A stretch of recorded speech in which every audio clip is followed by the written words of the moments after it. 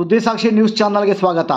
ಗೌರಿಬಿದನೂರು ತಾಲೂಕಿನ ಹಲವು ಗ್ರಾಮಗಳಲ್ಲಿ ಗುರುವಾರ ಶಾಸಕ ಕೆ.ಎಚ್. ಪುಟ್ಟಸ್ವಾಮಿಗೌಡರು ಇಡೀ ದಿನ ಕೋಟ್ಯಾಂತರ ರೂಪಾಯಿಗಳ ಕಾಮಗಾರಿಗಳಿಗೆ ಚಾಲನೆಯನ್ನು ನೀಡಿದರು. ತಾಲೂಕಿನ ಕಲ್ಲಿನಾಯಕನಹಳ್ಳಿ, ಬೇವಿನಹಳ್ಳಿ, ಹಳ್ಳಿಪುರ, ತರಿದಾಳು, ಸೊನಗನಹಳ್ಳಿ, ಮುದುಗೆರೆ, ಮುತ್ತರಾಯನಹಳ್ಳಿ, ಕುರುಡಿ, ದೊಡ್ಡಕುರುಗೋಡು ಮುಂತಾದ ಗ್ರಾಮಗಳಲ್ಲಿ ಸಿಸಿ ರಸ್ತೆ, ಅಂಗನವಾಡಿ ಕಟ್ಟಡ, ಚೆಕ್ ಡ್ಯಾಂ, ಶುದ್ಧ ನೀರಿನ ಘಟಕ ಕಾಮಗಾರಿಗಳಿಗೆ ಶಾಸಕ ಕೆ.ಎಚ್. ಪುಟ್ಟಸ್ವಾಮಿಗೌಡರು ಭೂಮಿ ಪೂಜೆಯನ್ನು ನೆರವೇರಿಸಿದರು. ಈ ಸಂದರ್ಭದಲ್ಲಿ ಶಾಸಕ ಕೆ.ಎಚ್. ಪುಟ್ಟಸ್ವಾಮಿಗೌಡರು ಮಾತನಾಡುತ್ತಾ, ಕ್ಷೇತ್ರದ ಅಭಿವೃದ್ಧಿಗಾಗಿ ಸರ್ಕಾರದ ಮೇಲೆ ಒತ್ತಡ ತಂದು ಅನುದಾನಗಳನ್ನು ಮಂಜೂರು ಮಾಡಿಸಿಕೊಂಡು ಬರುತ್ತಿದ್ದೇನೆ. ಜನರಿಗೆ ಅಗತ್ಯವಾದ ರಸ್ತೆ, ಚರಂಡಿ, ಕುಡಿಯುವ ನೀರಿನ ಮುಂತಾದ ಮೂಲಭೂತ ಸೌಲಭ್ಯಗಳಿಗೆ ಮೊದಲ ಆದ್ಯತೆ ನೀಡಲಾಗುತ್ತಿದೆ ಎಂದ ಅವರು, ಕಾಮಗಾರಿಗಳ ಗುತ್ತಿಗೆದಾರರಿಗೆ ನಿಗದಿತ ಅವಧಿಯಲ್ಲಿ ಗುಣಮಟ್ಟದಲ್ಲಿ ಕಾಮಗಾರಿಯನ್ನು ಪೂರ್ಣಗೊಳಿಸಬೇಕೆಂದು ಸೂಚಿಸಿದರು.